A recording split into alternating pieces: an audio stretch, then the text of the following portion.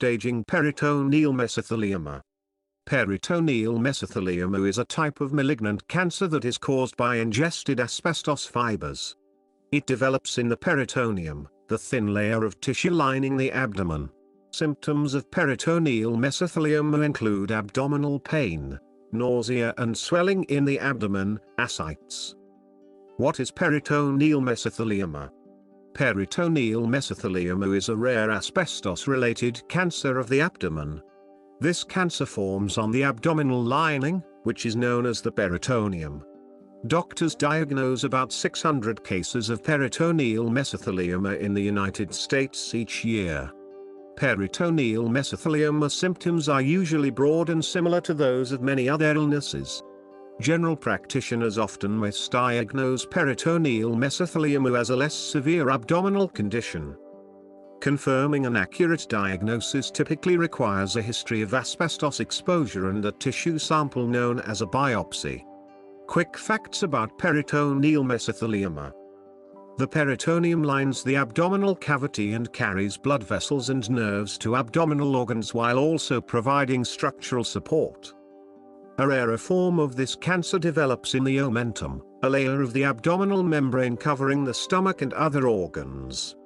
Early symptoms include abdominal distension and fluid buildup known as ascites.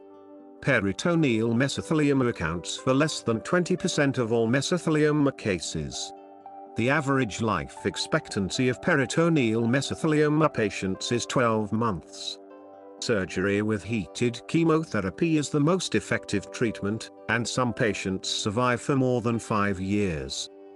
Clinical trials are available for peritoneal mesothelioma and include new treatments such as immunotherapy. The primary cause of peritoneal mesothelioma is swallowing airborne asbestos fibers or drinking contaminated water. The digested fibers become trapped in the peritoneum. What are the symptoms of peritoneal mesothelioma cancer? Early symptoms of peritoneal mesothelioma include bloating, pain or tenderness around the abdomen, and digestion issues such as constipation or diarrhea. These symptoms tend to mimic many other abdominal disorders. An accurate diagnosis often requires a mesothelioma specialist. Anyone with a history of asbestos exposure should monitor their health and see their doctor for any new or worsening symptoms. Peritoneal mesothelioma symptoms include abdominal pain, abdominal swelling, ascites, night sweats, nausea, fever, unexplained weight loss, fatigue, diarrhea, constipation, loss of appetite. What causes peritoneal mesothelioma? Ingesting asbestos fibers causes malignant peritoneal mesothelioma. Exposure can occur from swallowing airborne fibers or swallowing water contaminated with asbestos. Current research suggests that asbestos fibers travel from the digestive tract and remain trapped in the abdomen, causing cancer after years of inflammation. The steps of peritoneal mesothelioma development include: swallowed asbestos fibers pass through the stomach and digestive system. Ingested asbestos fibers reach the lymphatic system and travel to the peritoneum. Once fibers are in the peritoneum, they irritate cells and damage DNA over many years. The irritated cells become inflamed, form scar tissue and thicken the peritoneal lining. Years of inflammation and scar tissue formation cause excess abdominal fluid buildup.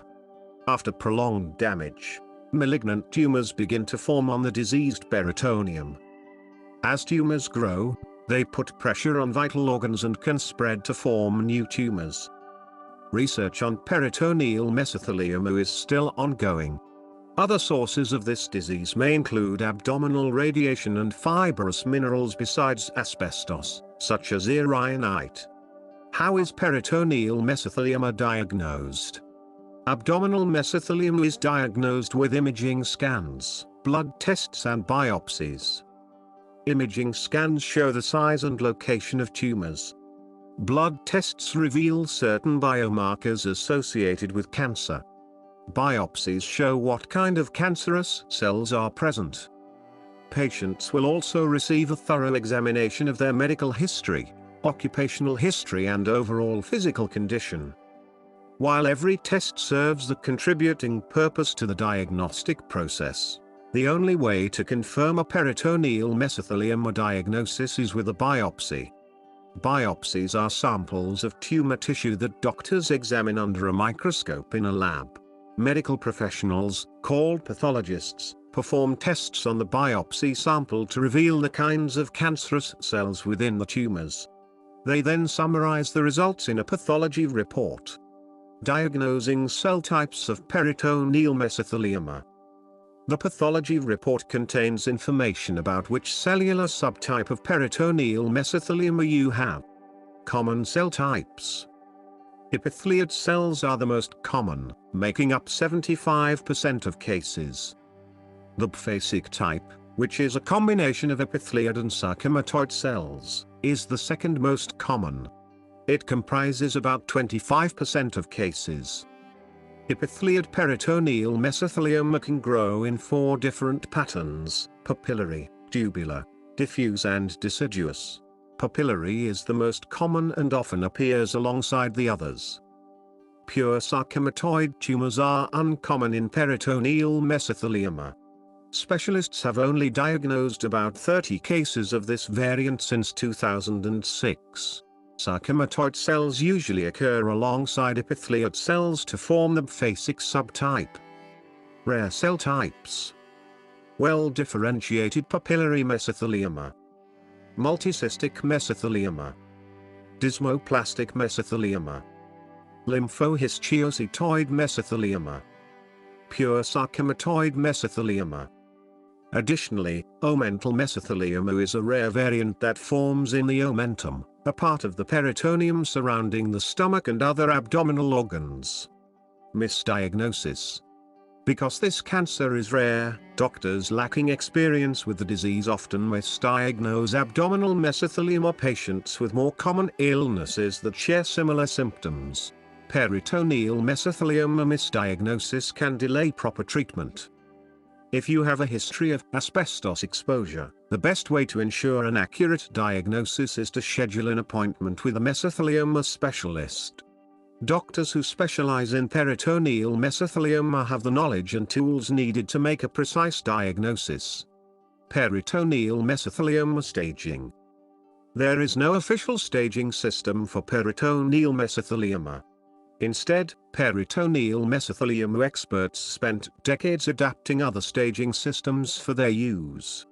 Historically, the TNM staging system used in other cancers has not been a good fit for peritoneal mesothelioma due to the diffuse pattern of growth.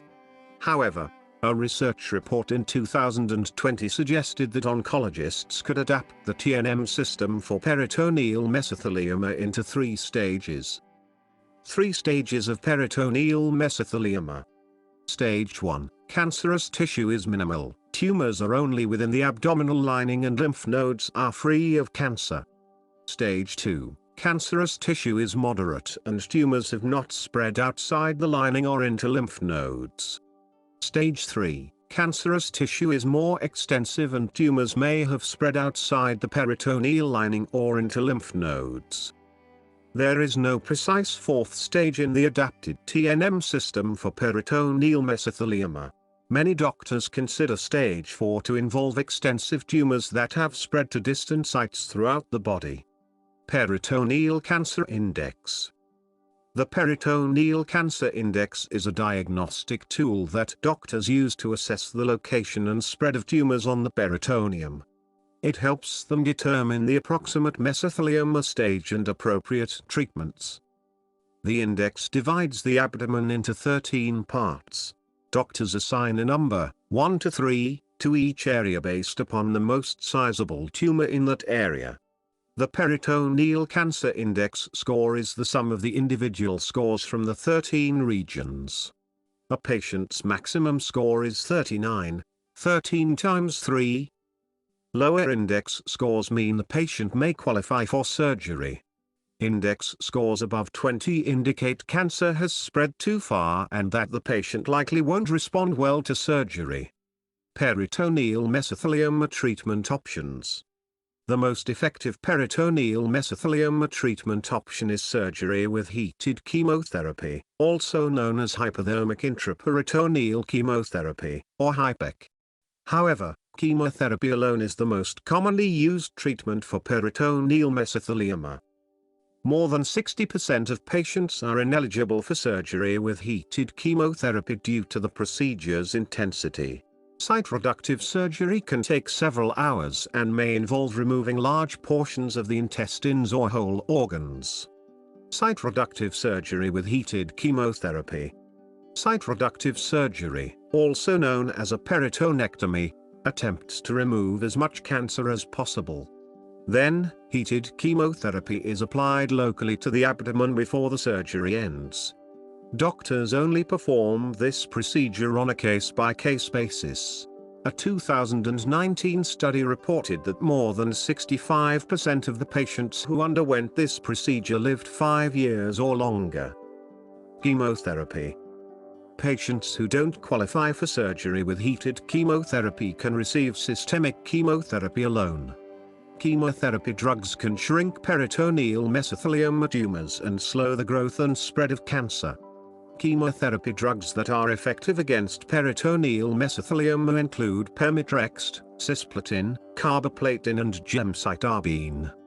U.S. Navy pilot and peritoneal mesothelioma survivor Jim Maddrey's decided to seek out the HIPEC procedure after his diagnosis in 2013.